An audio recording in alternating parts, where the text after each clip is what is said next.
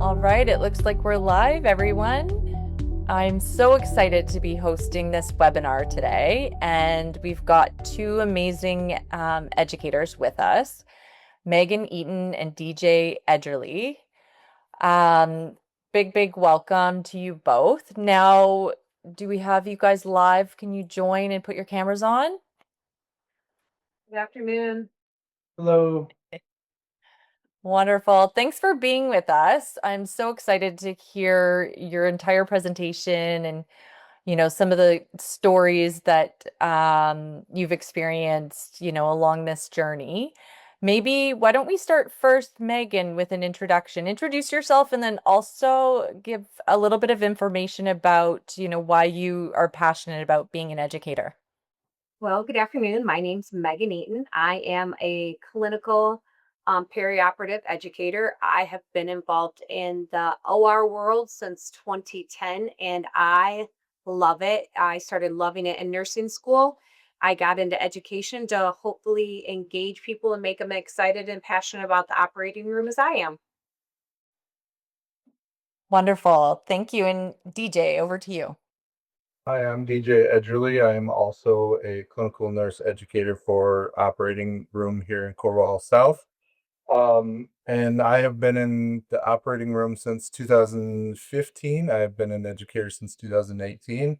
And I got into education because I just like to see, our new team members go from that novice to an expert and see that progression and see those little aha moments. It's always fun for me.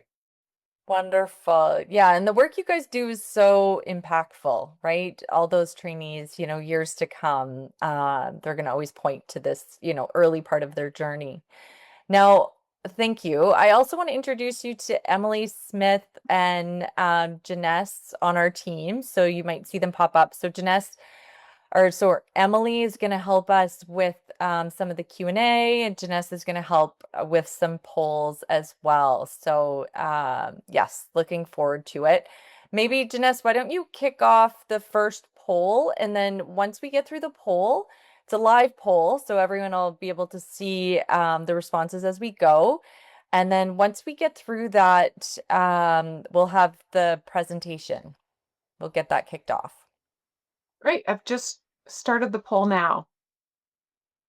Wonderful. So maybe I'll walk through it as people are answering. So first off, one of the key things that we love to hear from everybody about is what are some of the industry challenges that are currently impacting the organization? And, we've seen this change over time. So perioperative nurse shortages, preceptor time is limited, preceptors burnt out, inconsistent experiences due to, availability of procedures, timing, the cost of orientation, the length of time, as well as high turnover, gaps in periop team readiness, and growing staff expectations. So that's been a big one I've been hearing a lot more about, is that with more budget pressure, there's more pressure to, really get people to do a lot more and work across specialty areas. And then as well, managing any risk from adverse events. Angela, thank you. We'll just give everyone 3 more seconds to participate, and then we'll share the results. In 3, 2, 1. Awesome. Thank you. So it looks, I think right off the top, it looks like there's still shortages. So, I've heard in some areas the shortage is less critical or acute right now. But it's not, obviously that way across the board. And I'm going to scroll down a little bit here. Yeah, and it's interesting. I think growing expectations to do more with less. I'm seeing that increase as well. So wonderful. Thank you. And I'm gonna quickly, I stopped sharing my screen, but maybe I'll just briefly go over the agenda. So from an agenda perspective, we're gonna spend about 30 minutes on the presentation from Megan and DJ. And then we've got a short video that I'm going to share, which really gives a well-rounded view of what PeriopSim is. It's a nice short video. And then we're going to do another poll, and then we're going to jump into some Q&A. So really looking forward to that portion where we'll get a lot of questions for Megan and DJ going. All right, I'm passing it over to you two for presentation time. All right, perfect. So again, I'm DJ, this is Megan, and we're clinical educators here at Corewell Health South. Both of us together have over 20 years of experience, and I have been an educator for 8 years. Megan, I'm newer to the education world, but not new to the OR. And I like to tell DJ and the bosses that hired me, I was an informal educator way before I became a formal one in my expert nurse role and expert scrub nurse role. And then as an RNFA, I bring a lot of knowledge and um, real world clinical experience to this field. And it's great to share that with people. What you see typed in our words there, we don't just talk the talk, we walk the walk. We get excited about solving hard problems the best way possible and making people love what they do as much as we love it. We still jump in on cases on occasion. I was just FAing slash scrubbing the other day on a robot. And I did that just for me. DJ likes to keep us present and we enjoy sharing our experiences, and it really helps us be relatable to our new hires. So as you could see from our next slide here, if you're familiar or unfamiliar with what PeriopSim is, it is a great virtual reality tool to enhance teaching. We are a small community hospital or a group of small community hospitals. So this allows us to provide a broader range of experiences to our scrub nurses and our on-the-job trained scrub techs. By using this virtual reality application, we can reach experiences and teaching that we may be limited to by a surgical volume or by preceptor availability, which the poll shows lots of people have these issues as well. This also allows for real experience cases that can be 10 times faster than normal. So the team can learn in a shorter time period, and it can shorten the orientation time. This also allows our team to learn in a step-by-step process before they even touch the patient sometimes. So we get to do instrumentation, anatomy, steps of the case, and ideally some critical thinking skills that come along with the anticipation and help build that confidence. And confidence is the hardest thing for us to gauge, collect data on, right? Like your team feels great about it, your doctors feel great about it, and your learner feels great about it. Like the overall experience is improved by using this piece of technology. We also find it can help us use different cases that our team may not get to see to refresh their skills for experienced team members that had a lag, or when people are transitioning between specialties. It's just a great overall tool for the whole OR, new and experienced team members. and to give a little bit of background on our situation, we live in Michigan, and Michigan does not have a requirement for either scrub nurses or certified surgical techs. So we do a lot of on-the-job training for surgical techs. So that's normally a 6 to 12, normally pushing 12-month process, because we're a lot of times training new techs who are patient care techs on an inpatient unit, or we've done training for transporters, for anesthesia techs. I have trained a cook from the kitchen. I mean, we've done training on all sorts of people, and part of that training is we have to teach them not just how to be a scrub tech, but they have to know the steps of the case, the instrumentation, the anatomy of what they're looking at and what they're seeing, and then be prepared if something were to go wrong to know what they would need and how to move forward in that process. Our next slide here highlights some of the challenges we found, again, as DJ mentioned, onboarding non-certified scrub techs for on-the-job training, as well as how do we change a nurse to quit thinking like a nurse per se and to start thinking like a scrub tech. So really, how do we face the challenges that are existing in the operating room for all new learners, and not only that, new generational learners, right? We talk about gamification all the time in the education world, and we're trying to bring it to the OR world.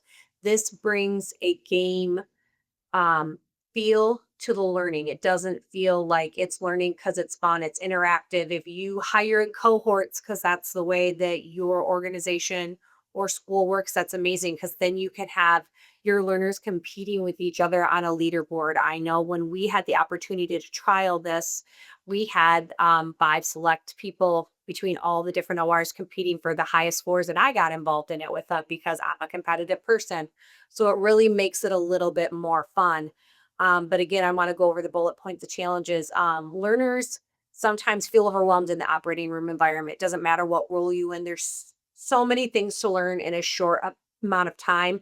This gives them more immediate feedback than just hands-on learning. We've really pushed ourselves to make this an immersive learning, that it's um, book work with online resources, hands-on teaching, and then using this to combine all of that into one experience. So it bolsters that confidence that is really part of this.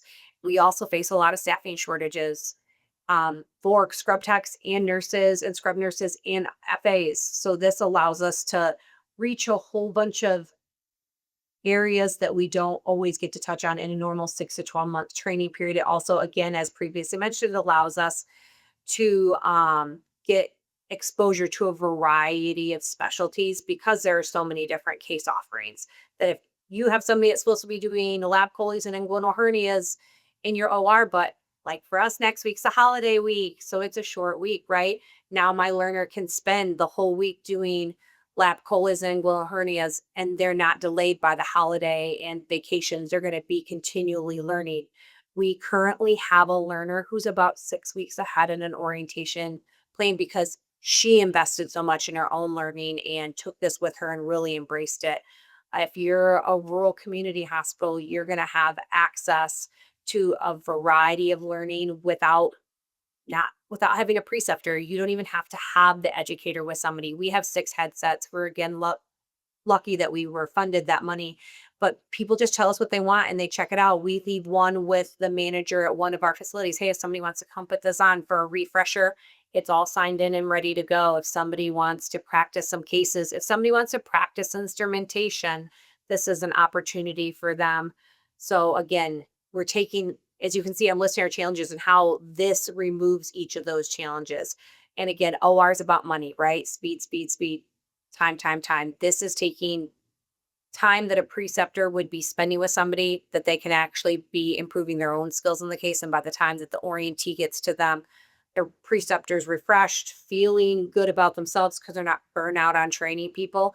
And it's not listed in this one as a challenge. We're finding better retention. People aren't surprised about the environment and the intensity and the expectations, because they're getting exposed to it in this nice, safe area, right? So that's, again, we're going back to building the confidence, building anticipation and critical decision making skills by learning in that low pressure environment. The PeriopSim is so immersive, and it does enhance. 1 hour on this is like 6 hours in the operating room. Your team can do skills and surgeries to enhance that retention of the next steps and the anatomy and all of those tools that they're working with, and then enhance their anticipation abilities.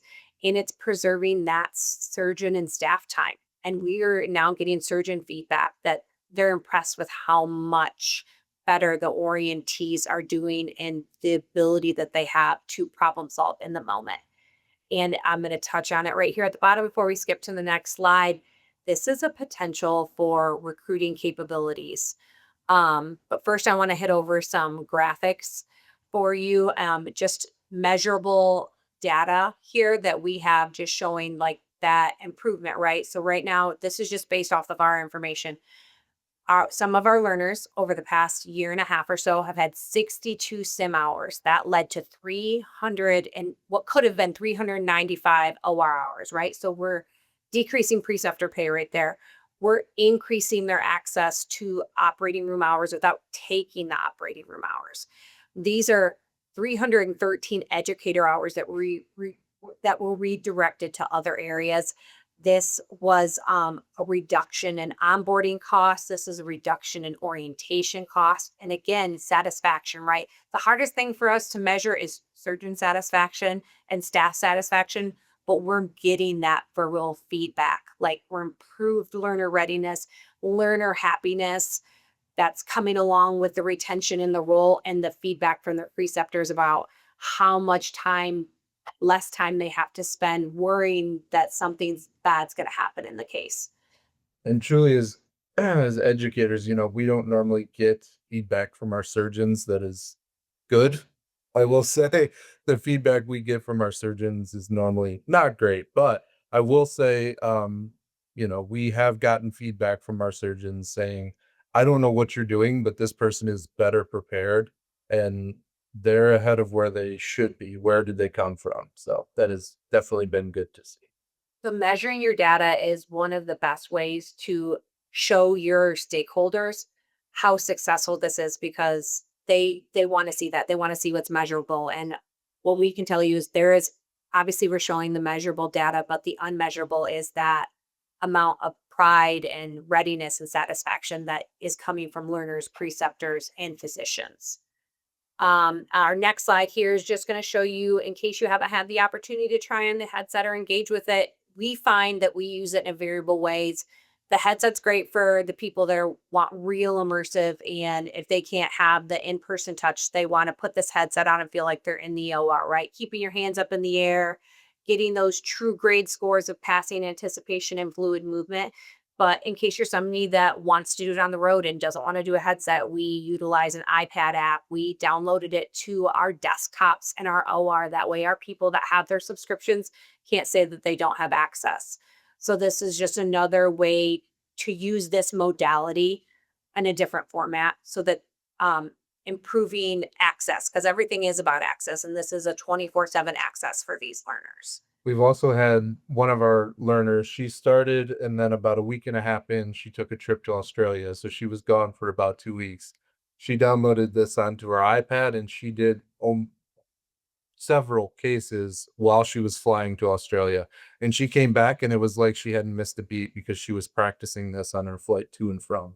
And So on the other side is we had a new learner in 2025 that struggled with headaches. You'll see that with some virtual reality. Even though this is an upgraded system, she still struggled and she still got to benefit from the learning without using the VR headset. And that was a game changer for us because she still got that value. Something that we find very helpful as well. On our next slide, it's going to show you a brief glimpse. If you haven't tried on the headset or done a course with this, that debriefing screen is an educator's, it's our goodie bag, right? That's our gimme. We didn't have to work for it. So your learner's seeing it in real time and you as the educator can go in and look at it. Like, hey, did they drop their hands too much? Did they not anticipate? Were they able to not identify an instrument? And then what DJ and I have done in the past is like, hey, pull out the real instrument set and say, show me the difference and why was this confusing to you? Some people struggle with that there's different names, and PeriopSim was great with this, that it gives you a variety of names and it still gives you an opportunity to succeed before it gives you that bad grade or it lowers the grade in a little bit. And we encourage our learners to shoot for A's and B's, but you have to do over those 5 cases in a row. I just met with an orientee this morning and she's like, I did not like getting the bad score. And I sat there and did 6 more just so I could have the good score. She's being competitive with herself because she has nobody in her cohort right now. This side is an example of what that grading scale will look like. So as you can see, our learner here would have been completely proficient in inguinal hernia repair procedures, lap chole instrumentation, lap chole procedure, and a laparotomy instrument set. But she probably needs to work on her common basic instrument set. A little bit more time with the hemicolectomy procedures, right? Just because that is an overwhelming learn at the beginning because there's so many instruments and so many more steps to the case. But we're excited when we see the A score and know that they're going to be the most prepared that they can be by the time they go face that patient in real time. correct. And part of this, that you're walking through is you should be doing the instrument set 3 to 5 times, or at least until you're proficient before moving on to that procedure. So you'll see, she clearly has done the procedure before getting her A on the instrument sets, and you can kind of see that in her score in the hemicolectomy here. So this is just kind of a readout, but one of the really cool things, like Megan talked about, is we can break down exactly what they don't know, which instruments. We can grab those instruments, we can take them to that individual and individualize that learning so that we can say, okay, this is that instrument. Maybe it's a wheat liner. You don't know what a wheat liner is, so let's grab it. Let's play with it. Let's see what it is. Let's talk about why it's used. Let's talk about when it's used so that they can build that recognition. And then when it comes to that anticipation and knowing the steps of the case, that just gets easier. Again, this slide's going to show what some of our learners last summer looked like: Kiana, Alyssa, and Kennedy. And as you can see, they didn't, if it shows inconclusive because they did not complete these learnings, and ideally they would go back and relearn, or what did they miss and why, and where did they struggle. This is something that how do you confidently and completely measurably teach somebody effective closed loop communication? This is where the team needs to report to us, or our learners need to report, hey, couldn't complete this because of ABCD, right? Or go to the team, hey, I didn't do this great when they're with their preceptor prepping for the day. When I did my PeriopSim or my VR headset, I did really bad at my laparotomy instrument set. Let's go over this instrument set and see where I struggled. Or they do it with us as a team. It's creating that ability to practice that closed loop communication, something that DJ and I work on routinely with our orientees, no matter what role or what their level of education is. People do not know what they don't know, and you have to share with whoever your teacher or preceptor is what you do know and why do you know it and how well did you retain it. And we like to say in our education thing, there's no dumb questions when you're in the OR. It's everything's learning, and we do not accept the answer. That's the way we do that here. We find the whys, and we find our most successful learners are the people that ask the why questions. And truly for us, we're not in a room with all of these people all day, every day, right? So we're not really getting, unless we get some sort of feedback from the preceptor, we get some sort of feedback from our surgeon. This allows us to have some objective data as to where our orientees are in their orientation. So we can see off of this that we have, on the left-hand side, we have Kiana, who needs to do some more cases, where Alyssa is progressing along quite nicely. She just needs to put a little bit more time into it. And then we can individualize that. And then we can go back and talk about with the preceptor, okay, so you've done, 5, 10 lap choles. How is this going? How are they proficient? Are we ready to be signed off and move on to the next specialty? So that has been really cool. And then we just wanted to share how we made this immersive in our next slide. And I just took a quick screenshot. So we give our people weekly education plans. And this is a great example of what week 4 would look like for anybody that's scrubbing in to the surgery world. So we're going to have you read some modules out of our textbook, right? And then we're going to have you compare that to what's happening in real world. So you'll read your books and then you'll go observe in the operating room. And then we're going to say, okay, now you're going to get on your PeriopSim and this is your goal for these days. And we make sure that we really have a good job putting our benchmarks, especially in that first 8 weeks. When you have any new learner, doesn't matter their learning type, style, or role, you need to have the benchmarks for what your expectations are and where you want them to be. And we try to make it, obviously, we have fluid timelines, and we try to gear them to each learner. That's something that we're really lucky our organization lets us lean in on. We can speed it up or slow it down based on who our learner is and how it's going, but the benchmarks is what sets that for us. And robotics is just a different way to do the same procedures, just with a different modality, right? So we have robotics modules that go in there with that. And we do not have a full sim lab, but using the VR headset is a way that we get to use simulation with them, especially if I can't be in a room with them doing hands-on skills in a day, or DJ can't because we're pulled other places. Our organization, again, is small, but we have constantly been in flux with our staffing. I feel like we have had nurses and techs precepting nonstop for the last 4 years. And in one cohort, we had 6 learners all at once, just in one role. Yeah. And what this has been really nice for is, prior to this, we were trying to find an open room that had nothing going on to do our hands-on skills, where this allows someone to check it out. They can go to one of our conference rooms. They can, set up. You only need an 8x8 space. You don't need any equipment. You just need the headset, and you can practice this as many times as you want until the batteries die. And then, we actually purchased backup batteries so they can just swap it out and move on to the next one. It has been really nice to see. And then if you remember a little bit ago, we talked about the type of learners we had and all the different learning that we've had done. So we purchased originally in 2023 due to a system-wide epic transition. We couldn't get our first learner out until 2024, but grand total for us, we have had 14 learners. That has been 66 hours of simulation learning that works out to 395 real-time hours. So been a huge savings of precepting time, obviously education time, but also the thing that we haven't measured is how much more successful it's made our learners and how much more prepared that they were in the long run. And if you go back to my first few things we talked about, the way that it's recruiting, DJ and I are very lucky as educators that we get to go to health fairs for high schoolers, college students. I was recently at a CTE program, which is a career pathway program to bring kids into different um, careers that they're unaware of. We take this VR headset with us now, and it allows people who don't know what jobs are in the operating room or what the operating room's like or how to get there to see what the operating room's like and the different things that you can do there. And it's becoming a recruiting tool for us. Like, how do you make kids interested in healthcare? Let them put this in.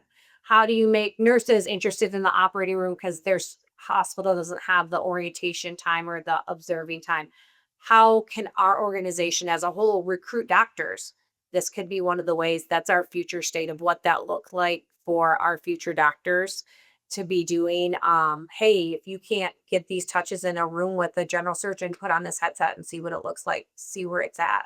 And what's been really cool, you can see in this picture, we have one of the students, this was a senior coming in, putting on the headset. We put it on probably 50 different people who were able to practice an inguinal hernia repair. We're able to pass the instruments. We're able to see their score. And truly, I would say probably one of them maybe would be able to actually come into our space. It's obviously behind closed doors.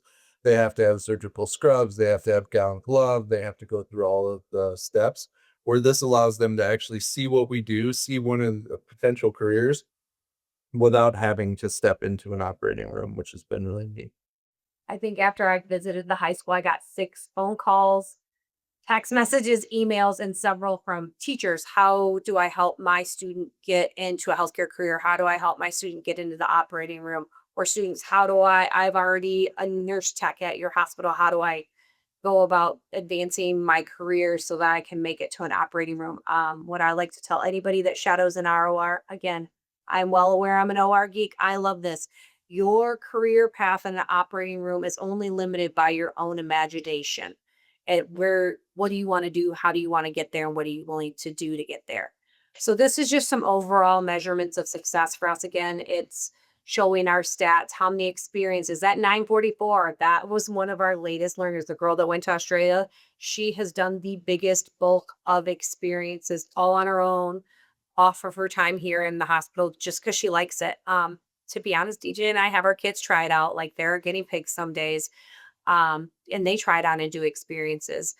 We're trying to get a surgeon champion so they can mentor it to their other physicians. We just were at a foundation gala event for our hospital's philanthropy wing, and we had so many people that tried it on that think that this is the coolest thing ever, and how do they get more people interested in it?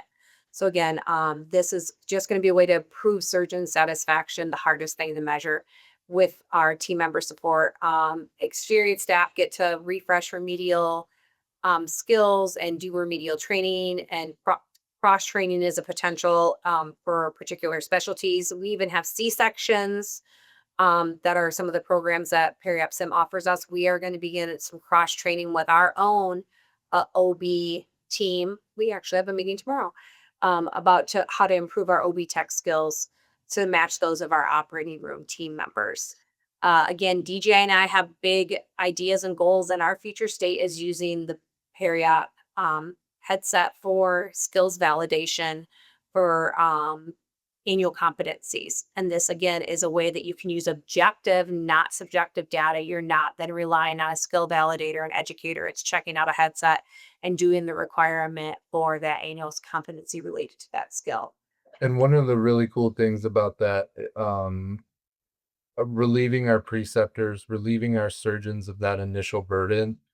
When someone first comes into the operating room, if you've ever experienced it, they don't know what to do. They don't know where they're at. They don't know what they're doing. This kind of allows them to get experienced and get prepared so that when they do step into that OR, they at least know the steps of the case or the basics of the steps of the case, relieving that burden of that surgeon to having to wait on an instrument, relieving that burden of our preceptors having to teach them each steps of the case of everything, relieving that burden from us as well. You know, we still go through the instruments with them. We still talk about all of those things, but this is just another way when Megan and I are doing other things to allow them to still experience that time, to allow them to still experience that process. And this is next steps. These are some of our organizational goals that are on top of what DJ and I's personal goals are for our operating room. So we were really lucky that we got grant money to purchase all of our PeriopSim tools. And now our whole organization is trying to get this equipment and these resources so that we can onboard and retrain or expand training for all people in the operating room across all of Corewell, and that's East and West. We've sat on 3 major meetings and done several presentations in the last month. We also will want to do new data evaluation and measurement of outcomes and see where increased performance are at, as well as when we're scaling this expansion across all of our regions.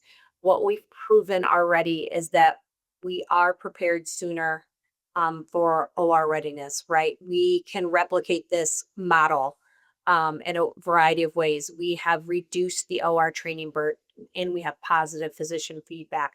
We would like to see if this can improve case times, right? With more anticipatory staff, your cases should be faster. That'll be a new metric we're looking at in the future. We're trying to find a better way to measure that surgeon satisfaction. We're going to also take a deep dive into our infection rates, which we're lucky for us in our South region. We're relatively low, but what does that look like across all regions and how could this impact that? And obviously, overall orientation length. Again, we like to keep ours a little bit more fluid and not say it's in stone, but we have had several people finish sooner than anticipated. And that's great. And we'll be tracking that trend going forward. Again, we are in the middle, I think, of our 6th or 7th group of learners because we have been trying to do more cohort driven instead of individuals. So then some opportunities that we have found out since bringing this on board. One is that vertigo. People who aren't able to actually be in the VR space, that happens. We've had a couple people now who haven't been able to.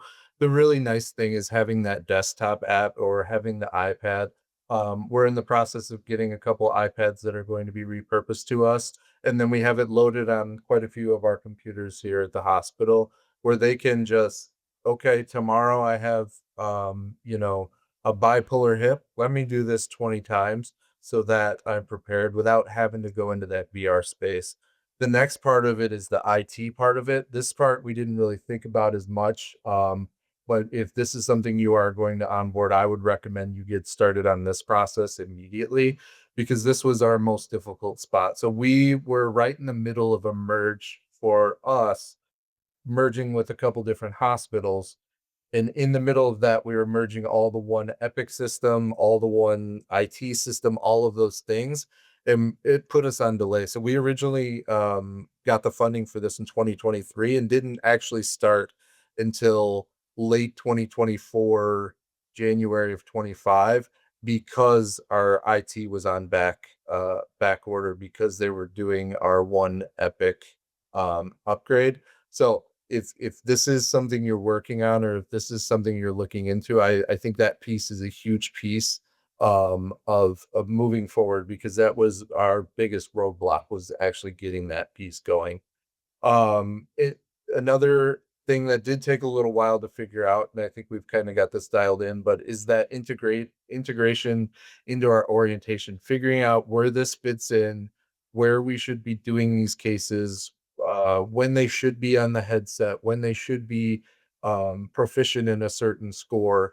You saw in a couple slides ago that we have it built into our didactic curriculum, but that doesn't allow for further on down the line when they're in a different specialty, right? So this that piece of it was a little bit of a work in progress to see how that would fit in, and then get our orientees out of a room in time to be able to put some hands on after the fact.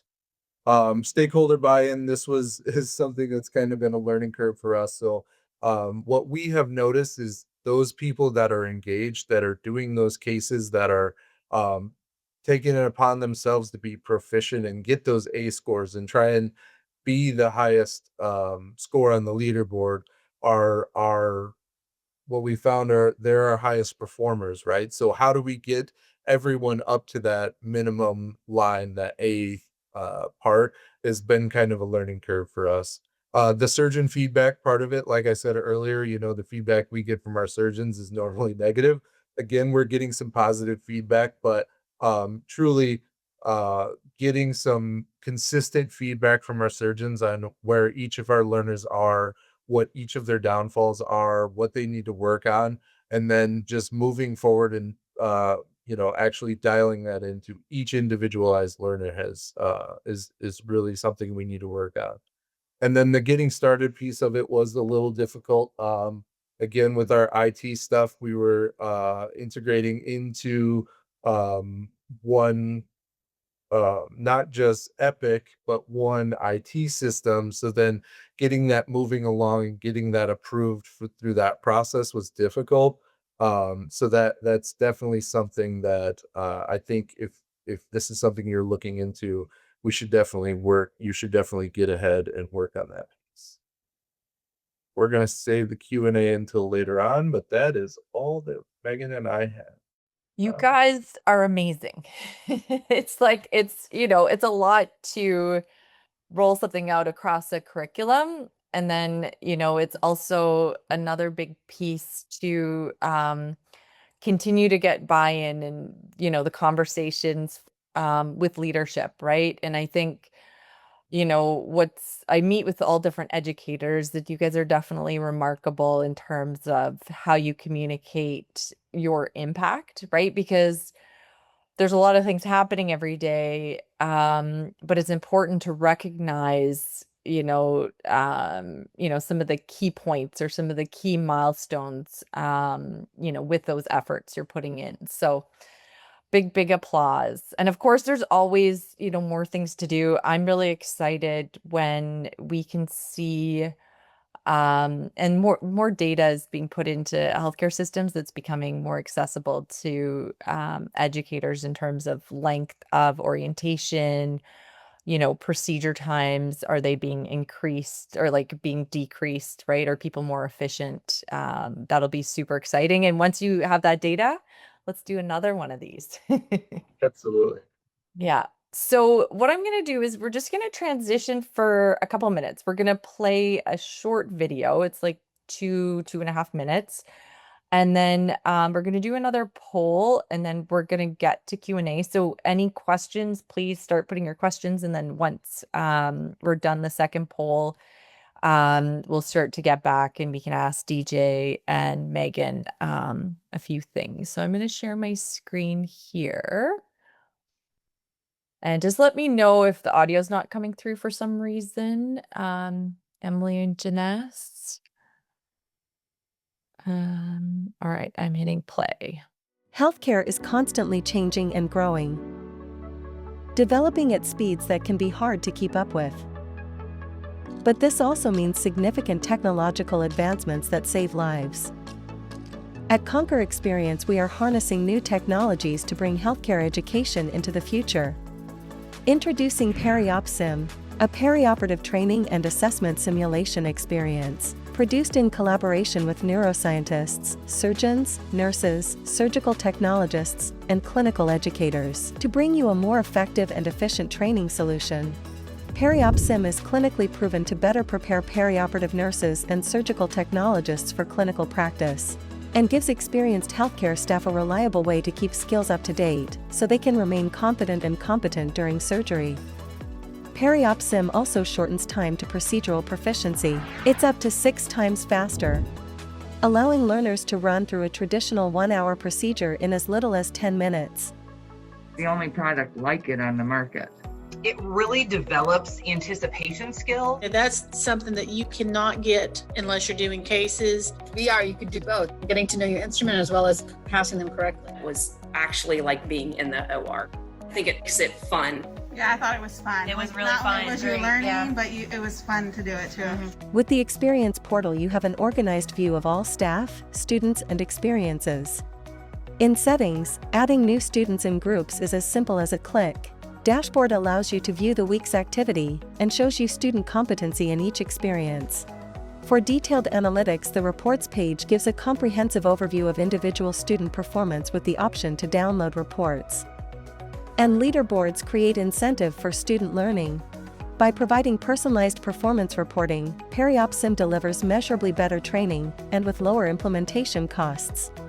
We keep hearing about the nursing shortage, so many job openings. An applicant can choose where they want to go. As soon as I start talking about PeriopSim, we've got them. We have 11 OR nurses from that course. That's huge. Like, look, we've already received the money back that we spent on this. Ideal for classroom and independent learning, and has been used by over 10,000 learners who have completed over 900,000 simulations. We have moved over 100,000 real-world training hours to simulation. Rehearse safely, achieve proficiency more quickly with PeriopSim. A solution developed by Conquer Experience. All right, so that's a really, really high level video for everybody. And we'll have some questions later. So if anyone wants a deeper dive, we can follow up and, provide some additional, like a demo or, any other information that you would like. Okay, we've got the poll up here. While the poll is going, I wanted to talk a little bit about a couple of features that have recently become available in the platform and that will be coming available in the near future. So,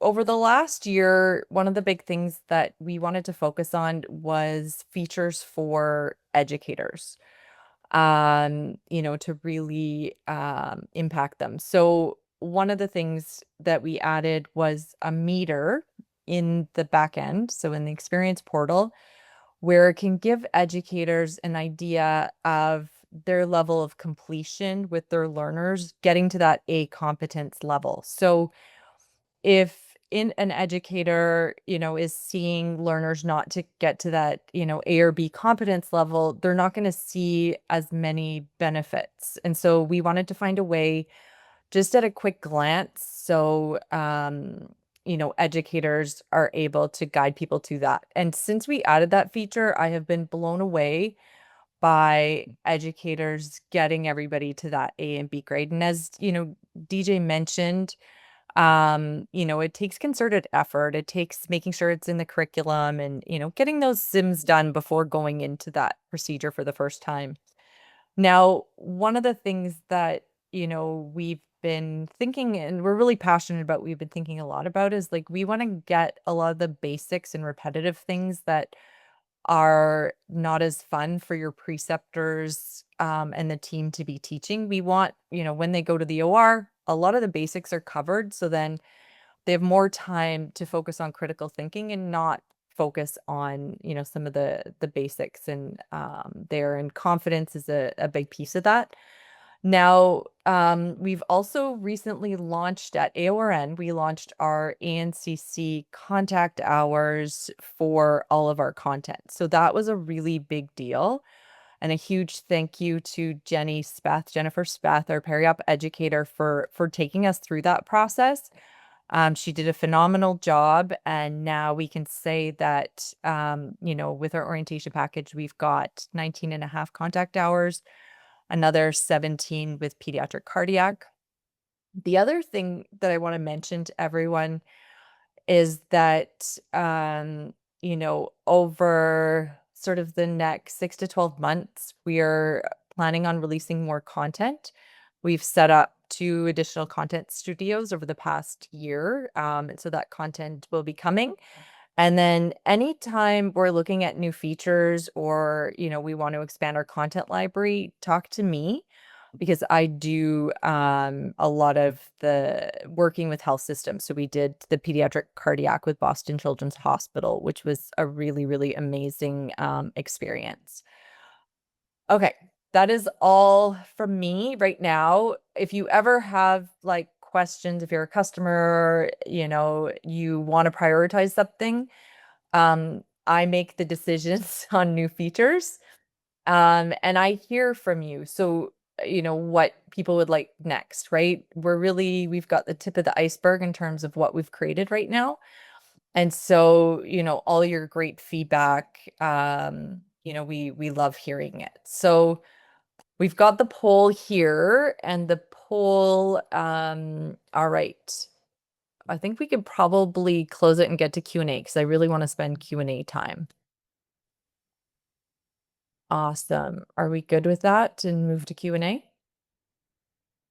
Yes, Emily? we can just welcome DJ and Megan back. Yes. Wonderful. Good. All right. Emily's going to help us with some of the questions. So let's start with one, just to make sure that we're leveling the playing field for everyone, DJ and Megan. I have a question. Are these nurses who are completing the PeriopSim modules or surgical technologists? It's a bit of both. So far it's been a lot of surgical techs, but we also have a few nurses. One of our heart team nurses is learning to scrub. And then we've also had a couple other nurses go through this.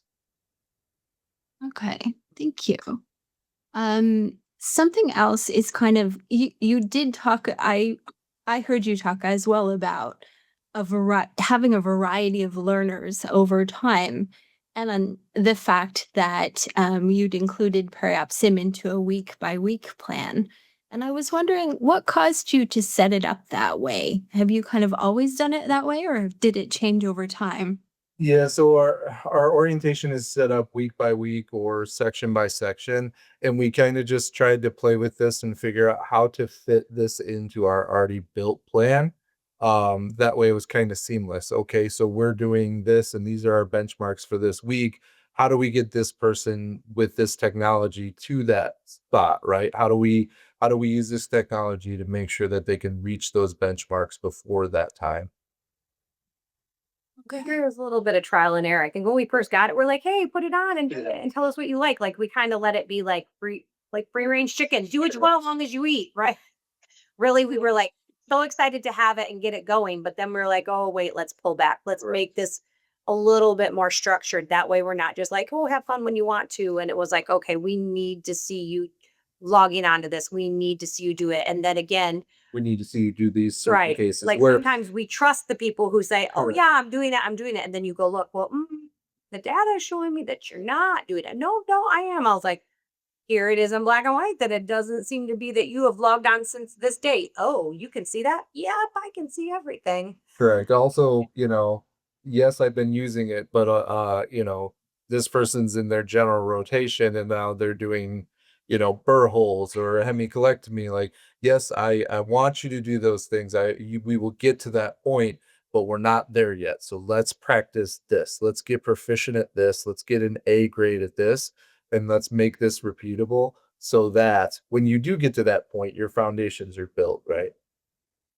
Definitely. And I think that's something I hear as the customer success person, I hear across different PeriopSim users where it's really keeping that focus on getting an A. and getting the basic, they're getting this one done and then moving on. Definitely. Um, Someone has asked as well, are you able to share the name of the organization that provided the funding for your initial purchase? We So knew that one would come up. So our funding came through our local foundation through Corewell. So we presented this, we put it through as a grant through our local foundation in our South region. And we, kind of got lucky. One of the people on that board is really into VR.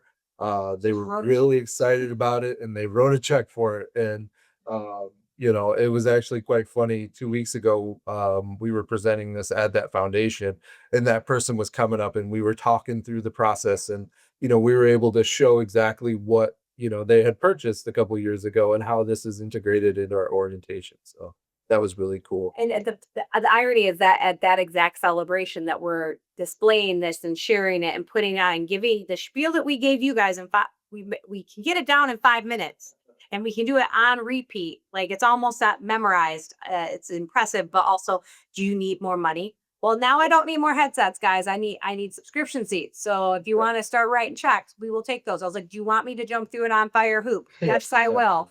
And we have so many people excited that some of these foundation members are part of boards all over the state of Michigan. Well, how do we get this here? Well, how do we get this there? Well, can you guys come speak to us? Like our calendar is, we did not have a lot on it in April, and then May, June, and I'm assuming in July we will have even more speaking presentations to almost all of Corewell. I'm assuming we're going to hear from some other people in Toronto because Toronto likes to steal Corewell East employees and training techniques. So I'm assuming that's next on the docket. It just keeps growing and growing. And then somebody's like, well, can I purchase this for high school? I was like, well, what's your high school going to use it for, right? There's a lot of VR headsets out there right now, right? There's a lot of learning experiences. This one is crucial and impactful to operating room work and how we're going to make somebody successful in that arena. We do have some med students interested in it. So it will be interested to put that on their heads and see what they think and help them learn about sterility a little bit more instead of just following around a general surgeon. Can I ask, I think it's wonderful. And I like what Megan and DJ have done is you guys have had to like say your story over and over, right? And pitch it to additional people. And that's a real skill. What do you think has worked really well? Because, a lot of times, not always, but, there could be people that might not have been a learner in the operating room for like 30 years, right? Some of them have, right, that are making decisions, but some haven't. Some are coming from outside of the OR and they're, managing budgets, right? What would you say are maybe some of like the top 3 benefits, that aren't benefits like that educators really understand that administrative or executive level have really understood? Yeah, so it's really those metrics that show objective data to surgeon satisfaction. That's why those are our next steps. Surgeon satisfaction, potential case time decrease, employee satisfaction, potentially infection rates, that sort of thing is really the part that us as the educator, we're not really looking into that. We're trying to get our person from point A to point B, right? It kind of had to shift a little bit to come up with those presentations for that group. I will also say it is really beneficial when we had the headset here to be able to show those people exactly what is happening, because truly the people that are you're going to be presenting to fund this are not people who probably have seen behind our closed doors or really know what it is unless they're a surgeon who's on board or something like that. And I think the fact that people get real-time feedback, like to know that there's a debrief screen, it's one thing to know that you're going to do it and that DJ and I can see the data, but we're like, oh, it tells me like for real. And again, at the impact celebration we're just at, we had a high school senior. Oh my gosh, like this is the coolest thing I've done. Like she goes, I can't believe I got to put that on and do that and feel like I can do this. That is That's it, that aha moment. So anybody that's an educator in OR, when your people have the aha moment, this is anybody who doesn't know about the OR having an aha moment. Like, this is what they do. This is what it's like. This is what it feels like. And what DJ loves to do, oh, look, he loves to turn and be like, look at, I dropped my hands below my waist. And he watched the score drop 250 points. Or pass instruments from hand to hand and see that score drop, because truly that is something that, we have to teach, and it comes with time. But here you get real-time feedback where it's not, a surgeon yelling at you. It's a nice voice telling you that, Gentle. yeah, nice And gentle to voice. see the surgeon hand there waiting to receive it too, because that's that other part. It's one thing if it's just you alone in a fake room with a fake body, right? It's when that surgeon hand's really there that changes that feel of it. And like if you spin around the whole room, it's even when you move, it's there. It's the immersiveness of it, and it's really a game changer for us. And that maybe leads to one of the questions we've received, which is, you say the technology is well received across multiple generations? Yeah, so I will be honest here. We haven't done a lot of the older generation on this. I will say at the Impact Celebration, we did have a few older individuals putting the headset on, and but a lot of what we have done so far has been with the younger generation who are used to technology. They're used to it in their everyday, and this kind of makes it kind of seamless, right? Something they're used to, something that they grew up on, has been kind of interesting to see. But no, we haven't really had an older learner come through yet. That would be really interesting to see. Who's our youngest learner? DJ's daughter, I think she won. Yeah, my daughter put it on this last weekend. She's 4. Yep. She's packing instruments. Yes. She's having herself a good old time. You can see her. Oh, but he's doing the picture. I mean, it is. Train her early. Exactly. It's fun. It's engaging. Think about some of the silly games kids play, Roblox and Minecraft. What bad is my kid learning from putting on a headset and learning how to do a surgery or know the name of instruments? Nothing. Like, it's educational, it's purposeful, and it's something that is immersive learning, and it's engaging. Like, I probably want we make people excited as we get excited. Anybody watching me here, I'm a hand talker. So the more excited I get, the more I hand talk, and I do it no matter when we present it. Like, they're like, it's not just what you present, it's how you present it and the passion you have behind it. And I don't think you can get the passion behind it till you try it on. Now, like, I tried it on at AST Educators in Savannah, Georgia in February 2023, and immediately asked to have a trial headset sent. And I got the buy-in from my bosses in the education department. And then we got it again to trial it with all of our C-suite leadership. You have to, that's that part of that buy-in. Correct. Like, we were able to put it on our CEO very early. CNOs, CEO, CNO, and kind of get that higher level buy-in, and that truly was a helpful part of getting the ball roll. We were lucky we had it. But again, we have had a manager in an OR who didn't understand the technology and didn't understand the OR world. So that's when we probably didn't have as much buy-in for that part of the orientation. So it's like, can't you get them off orientation? Can't you finish? Can't we do this quicker? This is a process. This is the way this works. The greatest results that we get are the effort that we put in the beginning instead of trying to cut corners. And we find where we get hurt is when anybody tries to cut a quarter any place. Awesome. We're at almost time, so I'm gonna do like a super quick wrap up. Thank you so much, DJ and Megan. We had one more question that's more of a question for me, which was, are the procedures customizable to surgeons' preferences? So that's something that is on our product roadmap. Right now, the way we look at it is the learners are learning with the first nice surgeon, easy surgeon to learn with, which is what most educators do along that process. And then they have to learn preferences, right, across those surgeons. So happy to answer any more questions. We can reach out, to have a longer conversation there. Thank you to all the attendees. We wouldn't, be able to do this without you. You guys are doing amazing work, and, we're honored to be working with you all. So have a wonderful rest of your day. There will be a recording available as well. So And then anyone that wanted some follow-up, we will be following up as well. There'll be like a closing survey.